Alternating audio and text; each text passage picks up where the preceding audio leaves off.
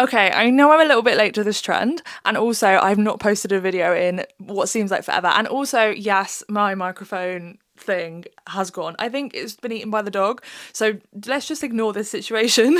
I'll explain what's been going on with me in another video soon, but today we're going to talk about the whole drama that went on with the girl that said that you shouldn't be doing Pilates if you're over 200 pounds. She has apologized and faced consequences for saying this and for saying this repeatedly, so we're not going to pile on her more.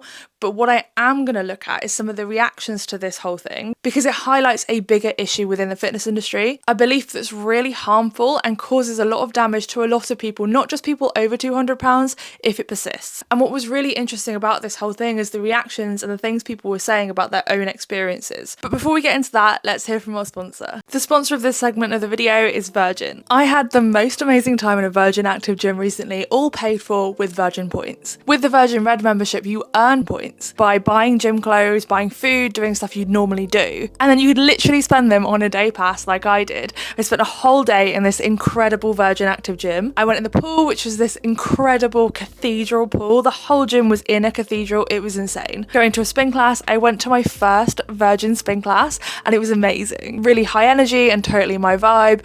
I did some weightlifting in their gym and I also spent some time in the sauna and the spa just chilling out afterwards. You can make fitness feel like an event, a self-care day and not just a chore. You know, I'm all about the process and not chasing a look, just enjoying fitness and making it part of your life in a way that works for you. Fitness isn't a body type, it's a thing that you do, it's a thing that you can treat yourself to. You can try all of these new things and enjoy them whether you're over 200 pounds or not. Virgin are all about exiting the cult of the fitness industry and joining the club at Virgin Active. I just love that you can have some fun with your training and literally pay for it with points, enjoy movement, have a day to yourself and get fitter in the process. It honestly feels like the biggest fitness hack ever, so don't miss out. If you'd like to sign up for the Virgin Red membership, the link is in my description. Honestly, you're gonna love it. Let's get into the video. Grab yourself a tea and let's have a look at some of these reactions. The first person we're hearing from is Michelle Ellman. If you're 200 pounds, you shouldn't be in a Pilates class. There's no reason why they should allow 200-pound people in a level 2 class. Or you shouldn't be allowed to be a Pilates instructor if you have a gut. I am well over 200 pounds and I can promise you that I've been doing Pilates longer than you have. I started doing Pilates in 2007 when I was 13 years old. Because well before it was a trend on TikTok or the thing that attracted men, because Pilates girls are a green flag, Pilates was actually something that a lot of people use for physical rehabilitation, which is what I was using it for when I started at 13 years old. This is literally why I started Pilates. Ignore the fat, look at the surgery scars. I am so sick of women who have never gone through a single health problem in their life preaching about health. You know who knows about health the most? The people who have never had health as a privilege. The people who have had to fight for their health, who've had to go from being bedridden to actually being able to do things like I'm able to do now in my life, like squash and paddleboarding, and having to repeat that process over and over again, because every time you're hospitalized, you start all over again. Every time your stomach is sliced into, you start all over again. So yes, Pilates is great for your core, and it's even better for people who have their core sliced through. And stop judging the people who you hire as personal trainers on their body and judge them on their personal qualifications, because I can promise you, anyone who's ever had a chronic health condition would not be saying judgmental things like this on the internet. So until you had an abdominal surgery, you can shut up. Yeah, and as someone that had abdominal surgery, I had a C-section not too long ago. Well, it's about a year ago now, but it still has an impact on me. My core is still weak and I could probably do with doing a little bit more Pilates.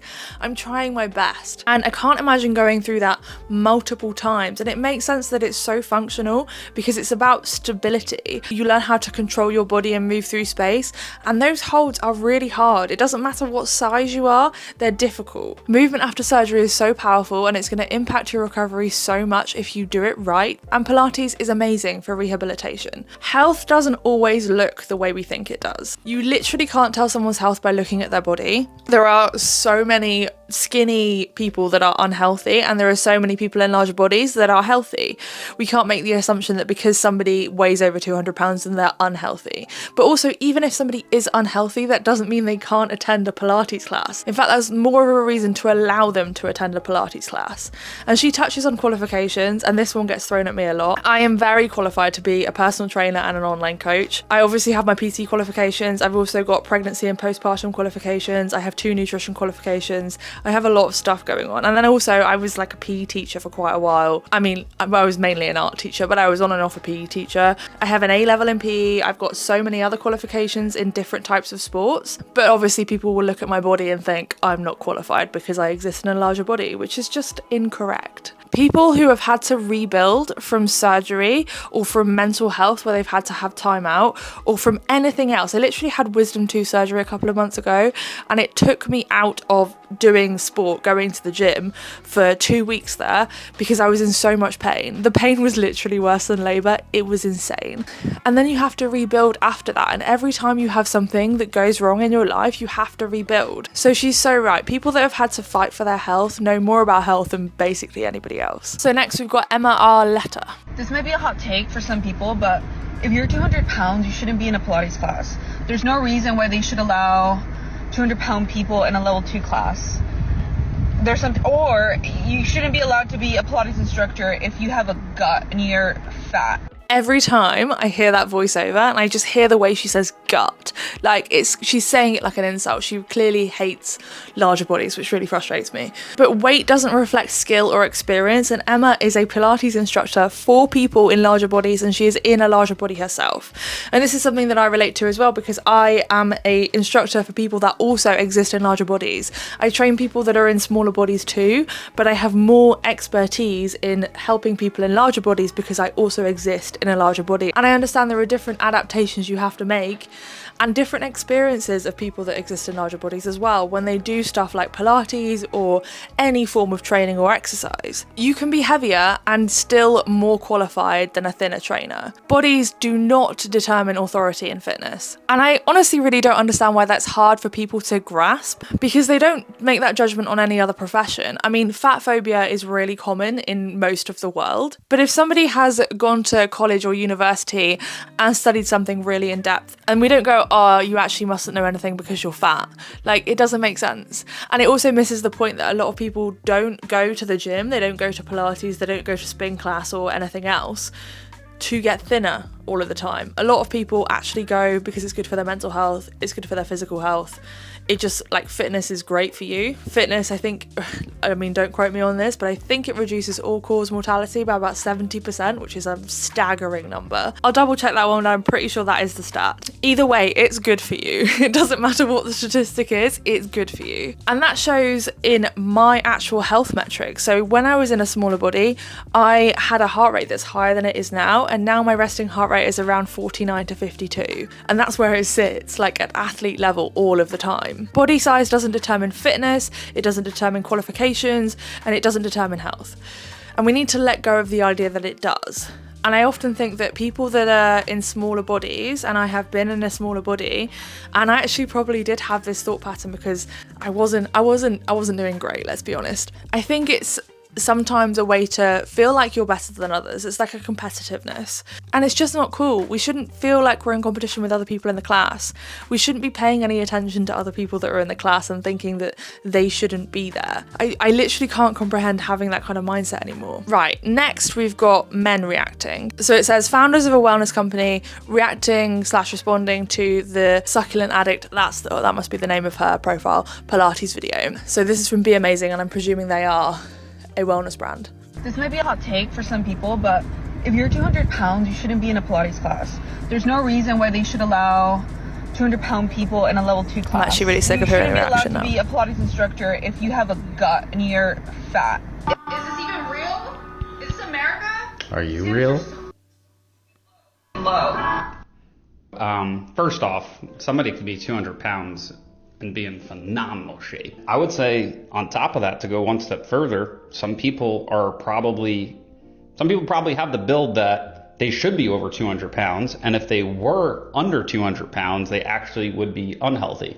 Canceled. cancel this person immediately. Literally anybody and everybody, like if they want to like choose to work out or better themselves, like there's no standard for bettering yourselves. I mean, there's some people that need to be 200 pounds to like do whatever they want. Yeah, first of all, why 200? Having a gut, fat, whatever she's saying, I think, again, that's also subjective, and I don't think that there's one right exercise for anyone, and maybe Pilates is the way that they're choosing to achieve their goal. Just because you look a certain way doesn't necessarily mean you are or are not qualified to be an instructor. The whole gut thing, don't like put a body type on what is healthy and what's not. Like, absolutely absurd. In fact, I think everybody should take Pilates because I've done it once, and your body type, your weight doesn't matter. It's impossible. So Don't like her energy and generalizations and overall attitude. I also don't like her glasses. Just makes her look a little evil, to be honest, and sounds like she might be. 1 out of 10 would not recommend this person. It's really refreshing to hear this perspective, and I've noticed this kind of idea is infecting the fitness industry in lots of different levels. I'm starting to, my posts do go mega viral when I say fitness is not a look, it's not a body type, it's something that you do, because that makes people mad. But what I have noticed is other people have started saying that as well. And actually people are starting to realise that fitness isn't a body type. And a couple of them said, like, sometimes maybe you need to be over 200 pounds to do what you want to do. And that is so true. If you look at sports like Olympic weightlifting, some of the super heavyweights, they would not be as strong as they are if they were in a lower weight class. And someone like Emily Campbell, who is a British Olympic weightlifter who lifts a lot of weight, she has actively spoken about having to gain weight to be able to be good at her sport. She just had to accept the fact that she might have to gain fat and muscle and be heavier to be good at her sport. And then if you also look at sports like rugby, like if you're a prop in rugby, then you need to be heavy. You need to have that power, and you need to be able to essentially be a brick wall at various points. I'm actually going to try rugby soon. I'm so excited. I did it when I was in school, but it's going to be so different now, especially considering my weightlifting background. I'm literally buzzing. And it's so weird because that stigma isn't put on men. Like, you don't see people saying, oh, like, you shouldn't be fat, you shouldn't be in a larger body, to the male rugby players and like the male American football players. But when it's a woman, you see that so much more. And that's why it's so refreshing to see these men actually pushing back on this narrative. He pointed out that 200 pounds is arbitrary and meaningless. And again, that's so true. I'm over 200 pounds obviously, but when I was 200 pounds, I think that's about 90 kilos, I could still do muscle ups in CrossFit. I was still like really super fit by CrossFit standards as well, and it was probably my best performance. Like I definitely was lifting the heaviest and also could do some of the more complex skills, and I was still over 200 pounds. I was better at CrossFit, testably, measurably better at CrossFit over 200 pounds than I was under 200 pounds. That's not going to be the same for everybody. I'm a really tall person, and I gained an inch during pregnancy, so I'm now 5'10". Weird, don't know how that happened. And that's the thing, a lot of us gain muscle, and muscle is a lot heavier by volume than fat. Some people are healthier at 200 pounds than they would be below 200 pounds, and again, I think that I'm probably in that category. And this is not just a woman's issue, bad takes affect everybody, and there are so many more men that are over 200 pounds. Imagine a guy seeing this and just thinking, oh, maybe I should never do Pilates. But like you said, it's insane. It's really hard for everybody. And I think everybody should be able to do stuff that they want to do. I'm going to read you the caption because you don't need to hear the whole thing again. So this is Adele, and she's Adele ATX Pilates on TikTok. Adele here, 200 pounds, been taking Pilates since 2015, studio owner. Pilates is for everybody. The best workout is the one you want to do. At Method Pilates, we welcome you to come and take classes and move with us. Hope this girl who posted this sound leaves her insecurities outside of Pilates. Yeah, fair play. She's a studio owner. She loved it so much, she got a studio. And she's clearly qualified. Like, you have to be qualified to run classes like that. It is solidly insecurities to do with this particular woman and not anybody else attending classes. But the impact that it can have on other people is just, it's bad. Imagine this scaring somebody off doing Pilates, and then that impacting their whole life. Maybe they don't get into fitness because they feel like they need to lose weight first. And that is so common. I actually have so many clients that think, oh, I need to lose weight before I can do this kind of workout, or I need to lose weight before I can do that. I need to lose weight before I can go to a class. And within my programs, there's room to go to classes. Like in my fantasy program, I actually encourage you to do classes, even like spin classes. It's kind of like dragon riding. It's a whole world and a storyline. It's hard to explain in a short amount of time, but basically I want everybody to feel like they can go and do whatever fits with them and their goals within their fitness journey. And it absolutely breaks my heart when people think they need to lose weight before they can do a certain activity that they've wanted to do for a really long time. Like climbing, for instance, that's a big one. It sucks. It's great that she's creating a safe space for everybody as well. So next we've got Lauren Plum? Pluim, it's spelled, if you want to look her up. This is for the woman who said that if you're over 200 pounds, you shouldn't be allowed to do Pilates. If you're not her, keep scrolling.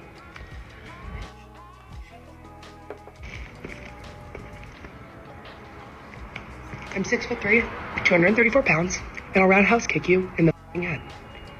Why is 200 pounds like the benchmark for being unhealthy now? Actually, scratch that. Why is anyone anywhere talking about anyone's weight that isn't their own? Just mind your own damn business and have a great day. Bye. I'm gonna have to bleep out the swearing in that one, but as you can see, she is a great example of somebody like me. She's 6 foot. So I'm not 6 foot, but she's tall. And it means that she's 230 odd pounds. She's gonna be heavy because she's taller.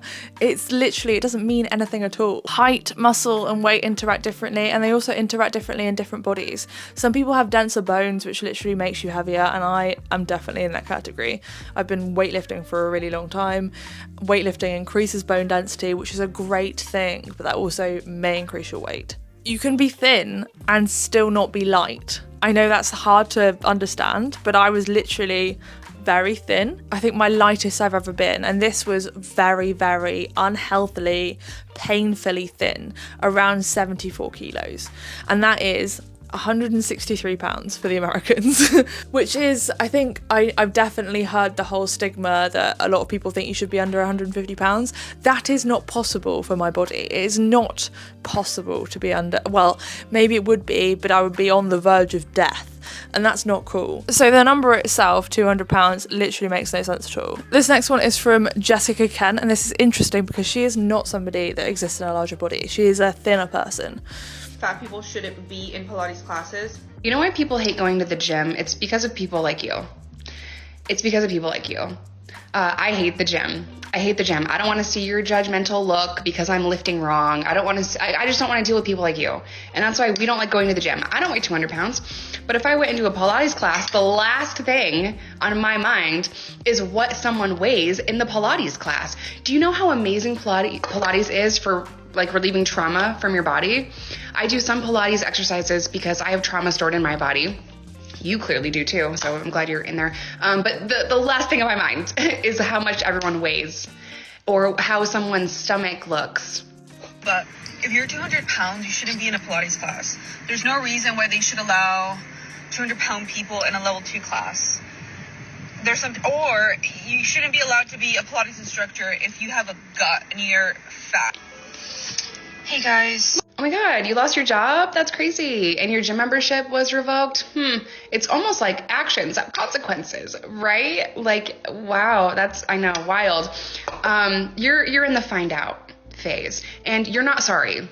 You're not sorry for what you said. You said it with your whole chest many times. You got in your car, you went home after going to the gym, and you, with your whole chest, made these videos, watched it back, thought you ate, and posted it to the internet. So you're not sorry for what you said. You're sorry that what you said came with consequences. So I don't think you should be allowed in a gym ever. If I walk in a gym and I see you, oh my God, going to jail. If you're going to the gym and you're going to Pilates classes, I'm so fucking proud of you. I know it's not easy because of people like that. But if I ever saw a person like that in the wild, and they were being nasty to you, I would have your back. I would try not to go to jail, but I would take it that far. Okay, bye. That was a lot. She's clearly very angry about it, and rightfully so, honestly. It's so hard because there are definitely people out there that judge you in the gym. I mean, it's really clear with my comment sections that I get all the time, is there are a lot of people that can be very hateful when somebody in a larger body or any size body exists in the gym. And the whole thing about people lifting wrong, I mean, that's so accurate because the form police come out all the time. And actually, I think it was Jeff Niffard that spoke about a study that actually tested the difference between like proper form, like slow, really slow and controlled, and then kind of cheating reps, and there was no measurable difference between progress. And also a lot of the time it doesn't massively cause injury, especially when you're like taking it to the nth degree and trying to be like super slow and super perfect form. Like, and they're in a lot of cases. In one of my more recent videos, I think it was Josh, I can't remember his last name, but he was speaking about how he did everything with proper form, and then his back went out and he realized he actually needed to train more flexion and extension and like moving his back through movements whilst holding weights, which is pretty out there. So the form police are actually wrong in many cases. And I think it's a superiority thing, isn't it? It's like people want to feel like they're better or have more knowledge than other people, so that's why they do that kind of thing. Or something that you're doing makes them feel insecure. I get a lot of people that tell me that my form is terrible on a deadlift where I'm lifting more than most men. And like, obviously it's the men in the comments, isn't it? So I think it's just because I'm lifting more than them. And my deadlift form is actually great. So I've worked on it for a really long time. But yeah, her point is so accurate. Like, this doesn't just scare off people that are over 200 pounds. This scares off everybody that is afraid of judgment in the gym. And she lost her job as well, and she did apologize. And then there are some people that kind of criticized her apology, saying that it was like, I'm sorry that I hurt your feelings, or I'm sorry your feelings were hurt, you know, like a non-apology apology, which you can debate till the end of the earth. But this is what when people are like, oh, like, we don't have free speech, you can't have free speech. This is free speech. You can say whatever you want. Everybody, believe it or not, I think some people in the US think we don't have free speech in Europe, but we do. We absolutely do. Speech has consequences though. You can say the wrong thing, you can say something that upsets a lot of people, you can say something that makes your employer no longer want to employ you, and that means you are unemployed. And it means you're banned from a load of gyms, because nobody wants someone in a gym judging people for their weight in a class that they attend or coach. You can say whatever you want, but words will always have consequences, and I support that. When you say something, you've got to be ready for somebody to have a rebuttal, and that doesn't mean that they're taking away your free speech. That means that they're having a discussion. And if you find that scary, then that's more to do with you than it is to do with your free speech. I do actually believe that she probably is sorry now. I mean, I don't know how you couldn't be after having all of these consequences, all of the online backlash. It's a lot. And the thing is, when we were younger, I'm a millennial, you could say something stupid out loud and a couple of people in your friend group would be like, that wasn't very nice. And then you'd like reflect, and maybe you would reflect on why you said that, and then you would work on yourself. But unfortunately, she said this online, again, thinking it was a hot take. And then she's had millions of people reacting to this. So I'm pretty sure she is sorry, and she's probably going to do a lot of reflection. But that doesn't change the fact that people should be held accountable for their actions. And gatekeeping fitness affects everybody. It pushes everybody away. Like that woman in the video, it pushes everybody away, not just people in larger bodies. Judgment on people's bodies. There are people in thinner bodies. There are people that are a lighter weight but have stuff like loose skin from pregnancy, or they feel insecure about different parts of their body. When I was at my thinnest, I felt so insecure about my body because I had loose skin because I used to be heavier. And if I ever do lose weight, I'm not going to magically have confidence, because I'm still going to have signs that my body used to be a different weight, and I'm always going to have the stretch marks on my stomach from when I carried my child. And I don't hate that, and it's revolutionary to move past that and not hate that, but it doesn't change the fact that society puts this massive pressure on us, especially within the fitness industry, to look a certain way. So there are a lot of people out there that are going to feel insecure at showing up in their very normal, very natural body. So we absolutely shouldn't be gatekeeping fitness. Fitness is for everybody. Fitness should be for everybody. It can be for people in larger bodies or smaller bodies or any shape or size, any age. Fitness is good for everybody. You don't need to look a certain way to belong. And I think these reactions, especially some of the reactions that we're not used to seeing, like the ones from the group of men that actually own a wellness company, and even like wellness brands are sometimes guilty of gatekeeping fitness and only displaying images of people in smaller bodies to sell their clothing or to sell their products. The fact that they're speaking out about this, I think, shows a shift in the fitness industry, and I really hope it continues to go in that direction. It shows that we're done with this kind of gatekeeping around fitness. Fitness is not a lick. So go and join a spin class, go for a swim, do something that you enjoy this week, plan something in, and try not to think too much about other people judging on your body, because that says more about them than it ever will about you. So did you know there are actual fake weights within the fitness industry? I found a video recently that proves that there are influencers out there using fake weights. And there are also a load of AI scams trying to scam you out of your money to make you feel like you might be able to take a pill to make you thinner. I mean, that's been around for a long time, but it has evolved. This is also the one with that guy, Josh, that I mentioned that had injured his back. So if you're interested in that, there it is. Thank you for watching, and I'll see you in the next one. Bye.